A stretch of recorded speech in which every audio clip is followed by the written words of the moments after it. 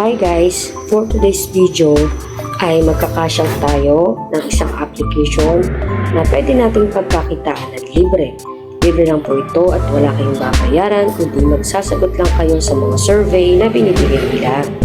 So just keep on watching!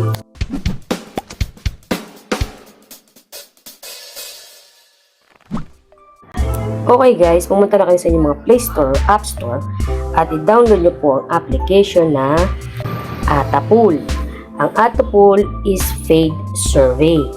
Ang version po niya is 4.3.1, updated on May 15, 2024. So marami na po akong previous video about this application at pwede nyo po noorin sa aking mga videos. Open na po natin. Okay.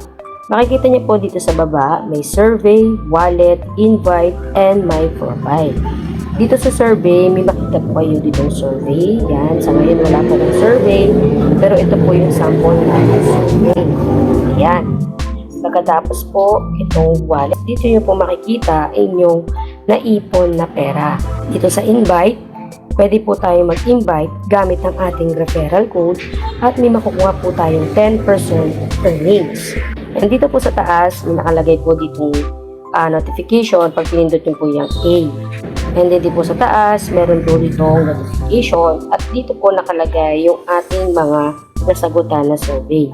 So may nakikita po kayo dyan na screen out. Ibig sabihin po ng screen out ay hindi ko po nasagutan ng sa tamang oras yung aking survey dahil may time po ang survey. At makikita nyo po dito sa aking mga withdraw ay legit na legit po siya. Ayan.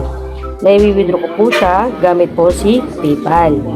Ayan. At ilalagay lang po natin dito ang ating PayPal account. Okay. Kinash out ko na po at legit na na-send ka agad at naging 0 po ang aking Atapool. Ayan. And then punta naman po tayo sa ating PayPal account. Dito po sa PayPal account, papasok po siya. Ayan. So, nakita nyo po, 520, legit na legit po. Ayan po, Atapool, July 4, 2024. So, pumasok po sa ating PayPal account. At ang withdrawal nga po pala dito sa Atapool, ang minimum po niya is 150 pesos. Kailangan makaipon po kayo dito ng 150 pesos above bago nyo po siya makash out.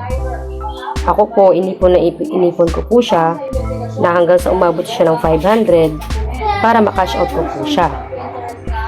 And then nakita nyo na po sa aking PayPal account na pumasok na po yung aking Atapool. And then pupunta naman po tayo sa ating GCash. Dito ko po ipapasok yung ating kinash out na galing sa PayPal. Makikita nyo po, 0 balance ang aking GCash account.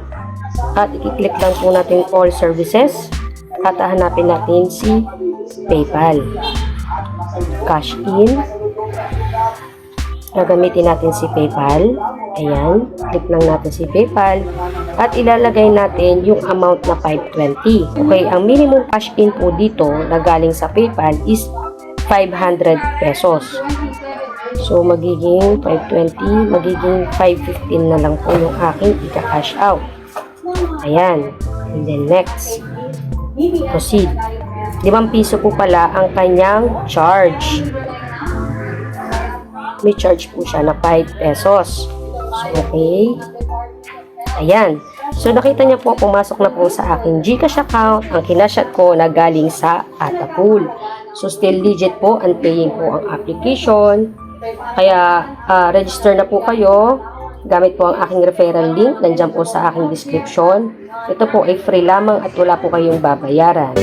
So, dito ko na po tinatapos ang aking video. And please don't forget to like, subscribe, and click notification bell. Thank you for watching.